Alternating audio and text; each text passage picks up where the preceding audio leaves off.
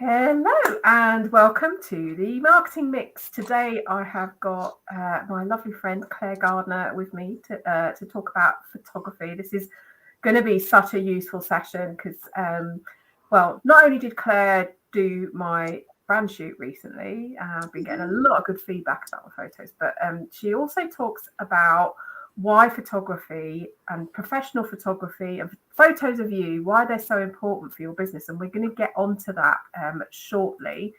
And it's just going to it's going to blow your mind because I've been listening to Claire talking about this for a few months now. And when she first started talking about this and Google photos and Google, I just had a big shit moment. And I think you will as well. So do ask your questions in the comments. If you're watching live, post your questions in the comments, and I'll get to those as much as I can. If you're watching on catch up, still post questions because if they're I'll ask Claire to come back and answer any questions that are on the on demand version. But before we get on to Claire, I just want to remind you that in 2 weeks' time we're going to have another small business on talking about their marketing challenges. So this is real life, what small businesses go through marketing their businesses. Her name's Gabriella. I'm not going to say this very well. Davidovicis.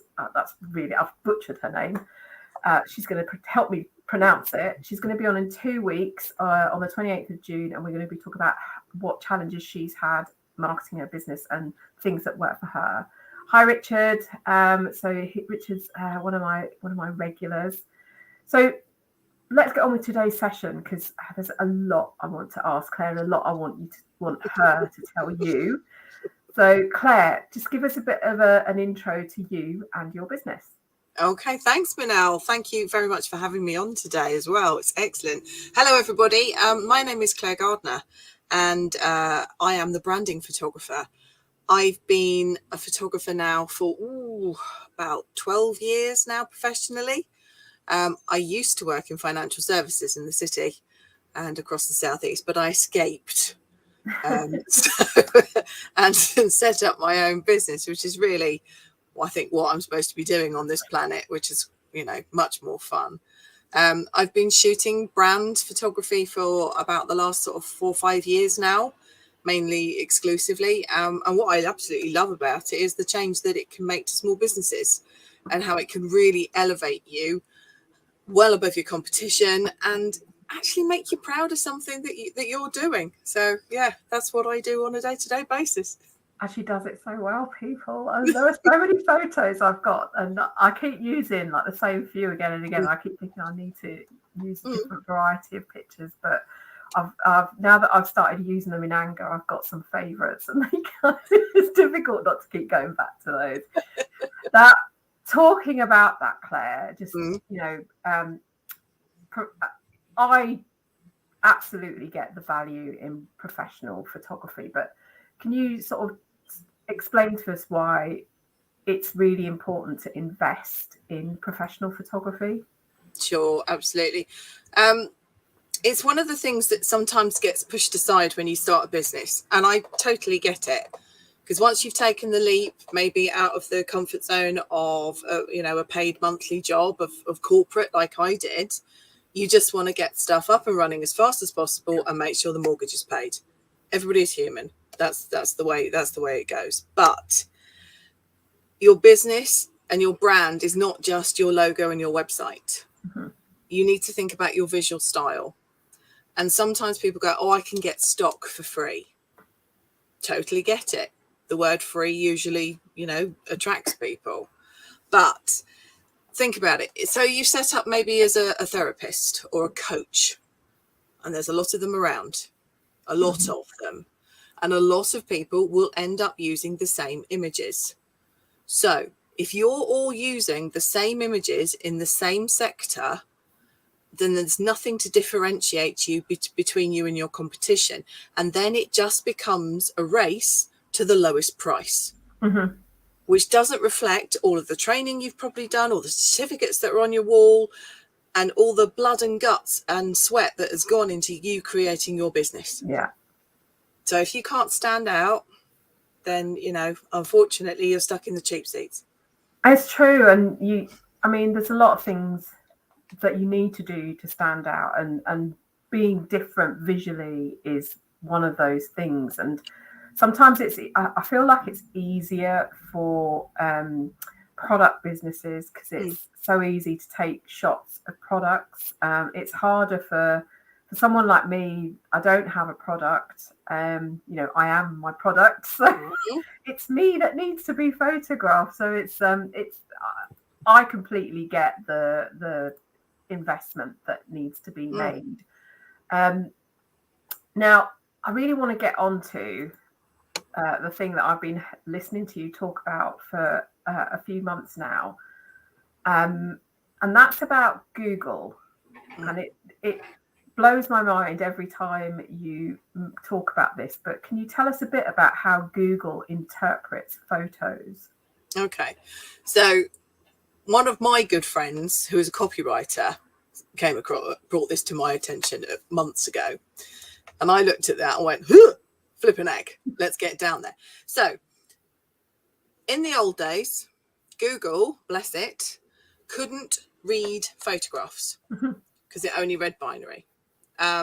So if you think about it, photographers and web designers used to spend our lives changing the title of all of the photos so it matched with the keywords that you wanted to be found on for Google search engines. Yeah. So you were higher up the ladder. Yeah.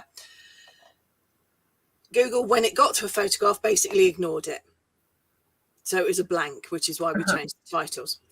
Now, Google, bless it, has now got artificial intelligence going, where it is looking at and analysing all of the photographs that it comes across.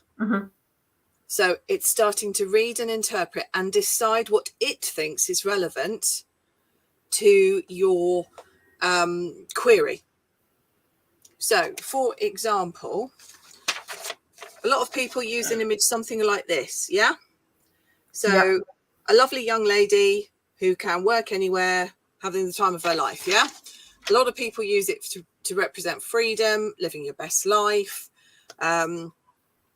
Google thinks it's actually about a pair of sunglasses at the top.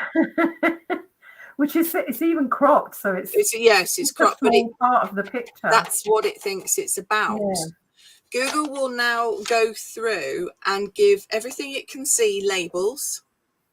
It will then look at the person's expression and work out whether it's happy, angry, it might be even risque, and give it weighting and percentages. So, you know, it'll also look at color palettes. So again, is your color palette visually being reflected in the images that you're using, or are you using something completely different? So now we are really thinking about making sure that your brand and what you're doing is accurately reflected in those images. Because if you're not, then it's going to push you down the Google search ranking page. And that's crazy. That just, to me, it's kind of like, oh my God, Google is getting so clever. Yes. Just a comment from Paul, you're having issues viewing this stream. This is going to be, it is being recorded, and it will live on my Facebook page and my YouTube channel. So anyone who's watching that wants to catch up, you can. Let's get back to Google. Yes, let's get back to Google. Yes. So in the presentation that I saw you do, you put up lots of examples. The one that really sort of stood out in my mind was the cafe. Oh yes. And I just, when you put that picture up and then showed what Google was returning for that image that you showed, I just thought, I felt like this cafe owner has taken so much time in picking this picture, and it says nothing about their business. So what can we be doing to help Google read the images that we use in the way that we want them to be read? Okay. Sometimes it might be more explicit. So think about when you're putting together a photograph, think about what job is this photograph going to do for you?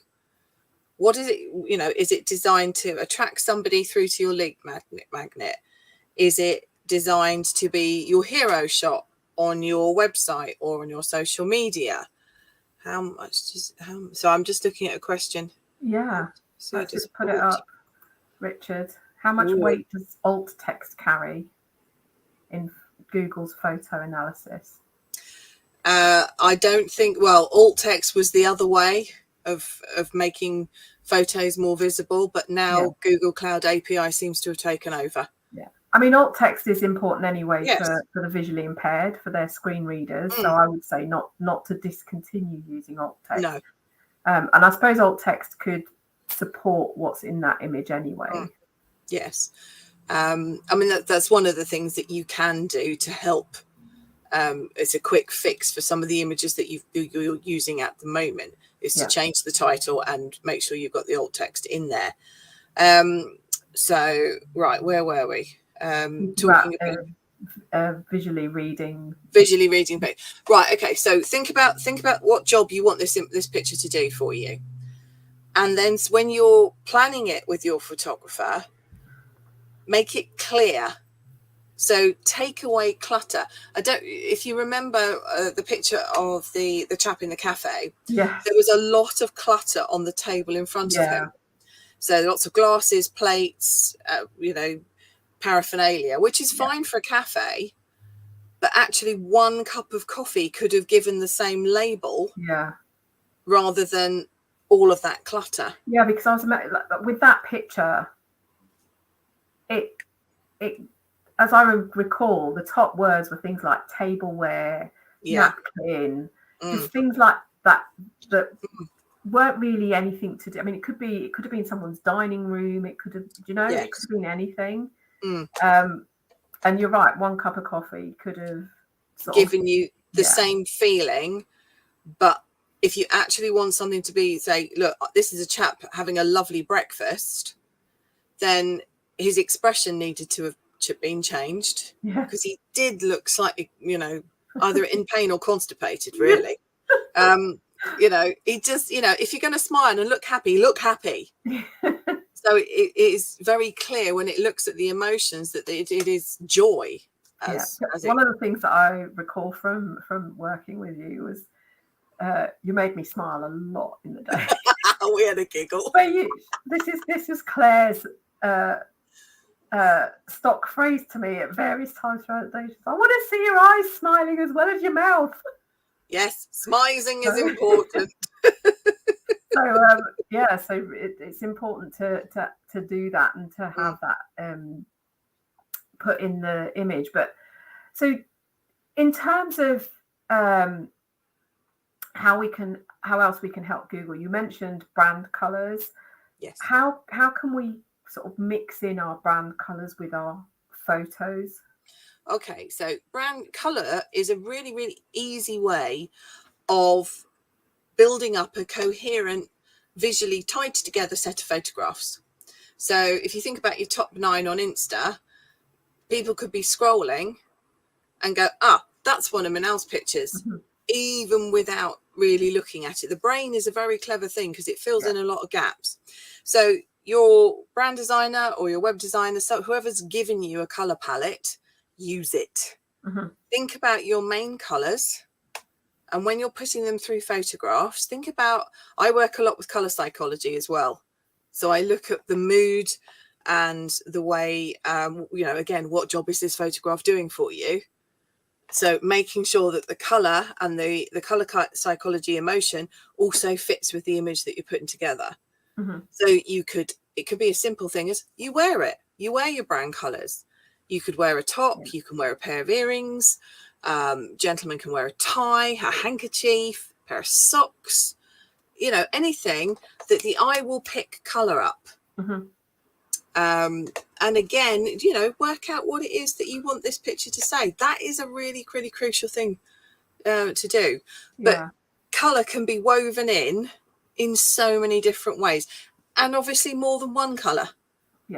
Because if you have a color palette, then use it.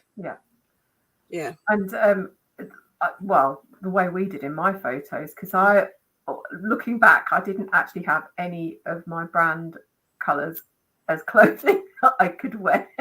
No. But we did it. We took pictures of me standing in front of a presentation that had the purple and the pink, and and I had a mug that was a similar green, and so there were just pops of colour in places. And I know that I've been told that people associate the purple and green with me, so Yes. it was a no-brainer that had to be in there somewhere. Yes. So in terms of photography, and just kind of moving away from Google, but if anyone does have any more questions about Google, pop them in the comments. But what type of photography do you think a business should have at a minimum that's professional? Okay. It really depends on what it is they do and what story they want their clients to know about them. As I said to you, what is it you want to tell people?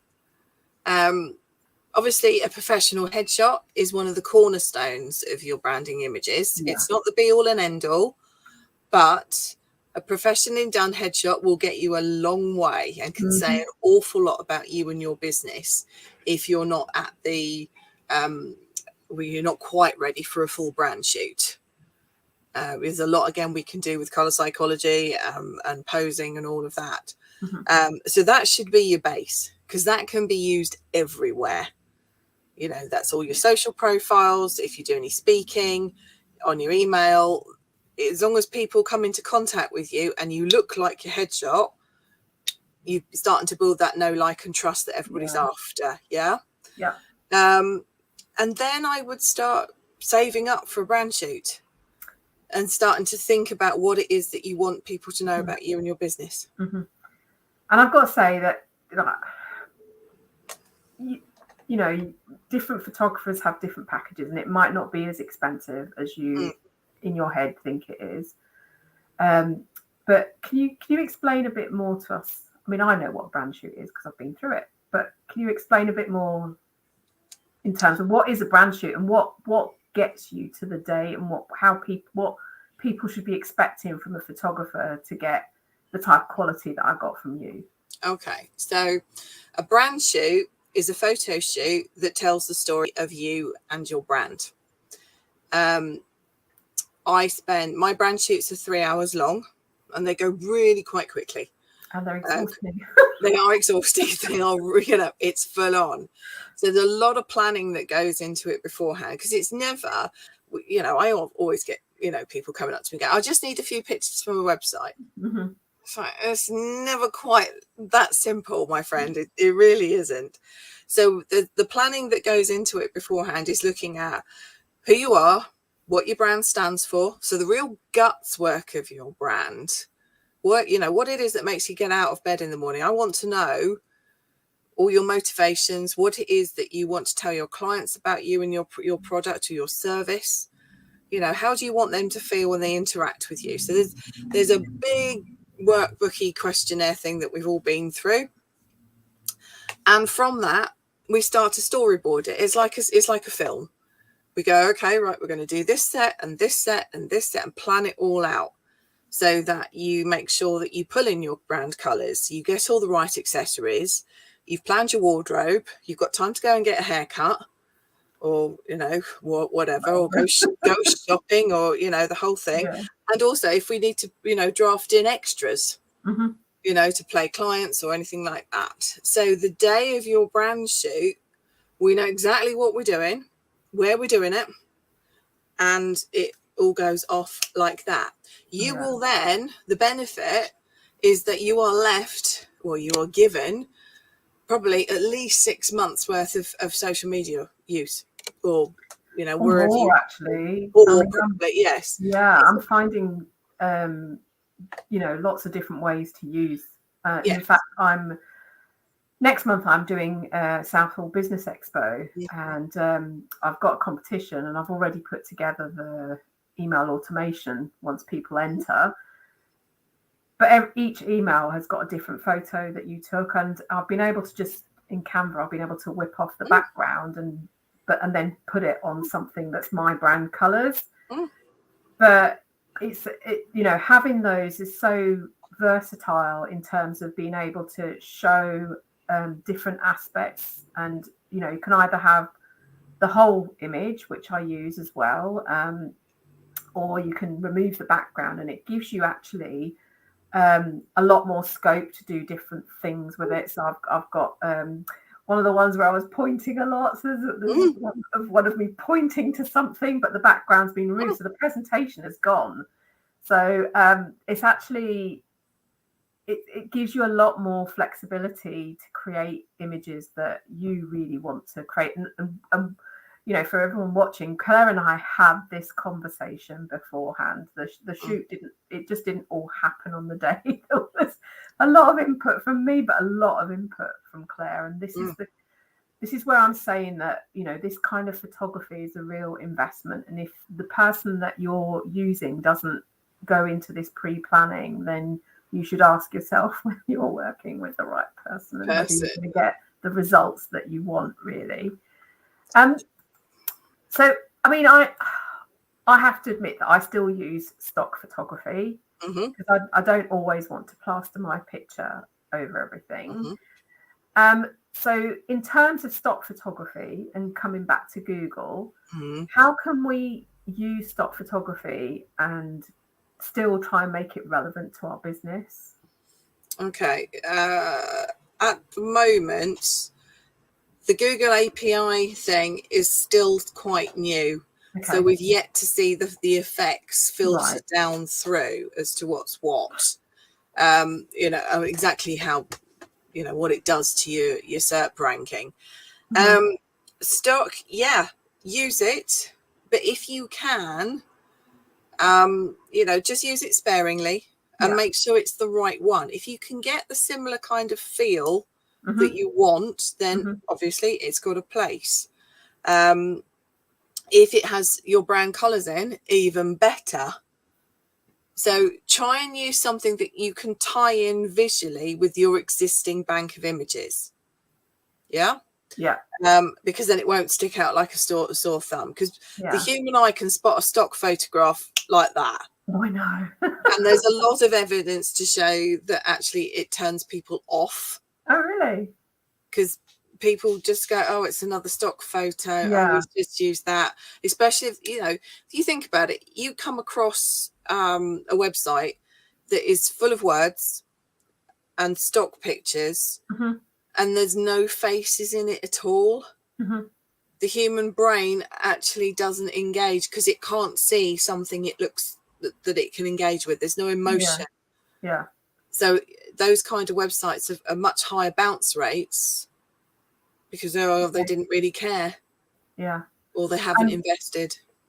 And so, I mean, if anyone who uses Canva knows that there's a gajillion stock photos in there, but are there any sites that you recommend for stock photos? Oh gosh, Pixabay is quite good. Unsplash, there's hundreds of them if you just Google. Loads of them. You know, Against the Drop. There's lots of new ones coming to the fore. Okay. I mean, or else you see the other thing you can do is you can try and do some stuff on your iPhone. Yeah, I mean, what are your tips for that? Because I mean, it's not just as simple as taking a snap. Because you spent a lot of time making sure the lighting was right, and you know, you took a photo and you looked and saw, and then we adjusted. So what can we do to do some DIY?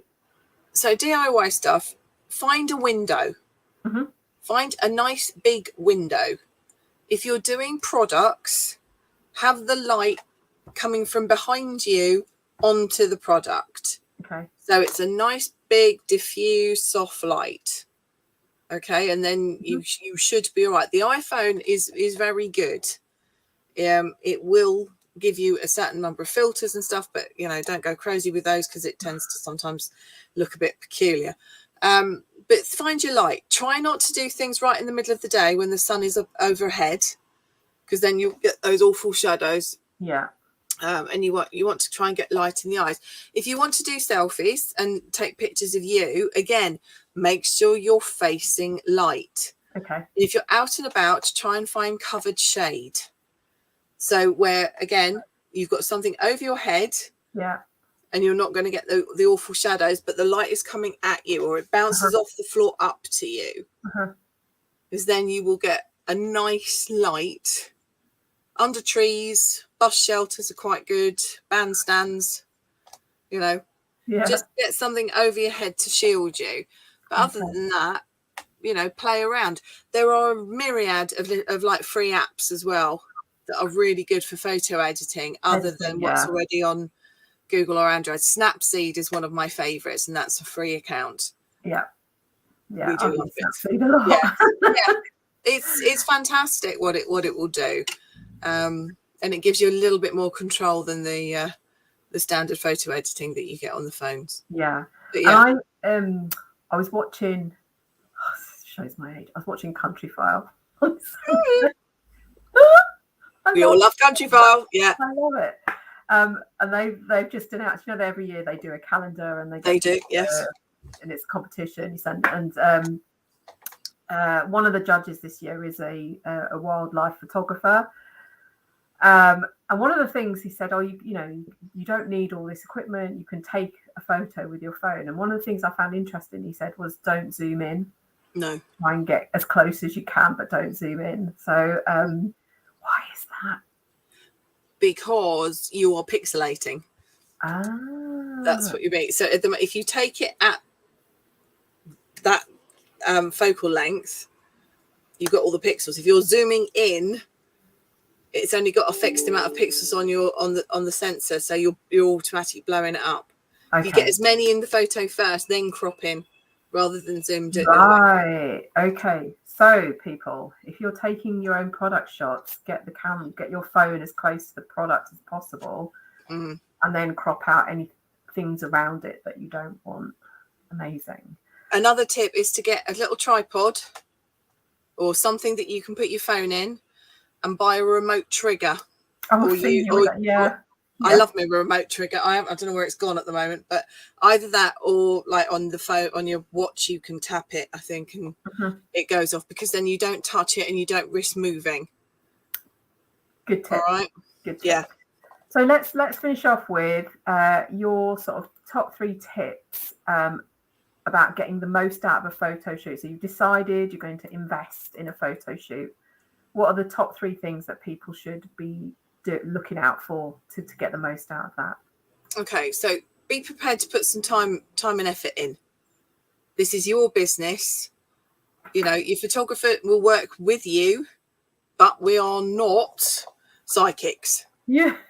If there's something in your head, tell us, please, because then we can work with it. So work with us.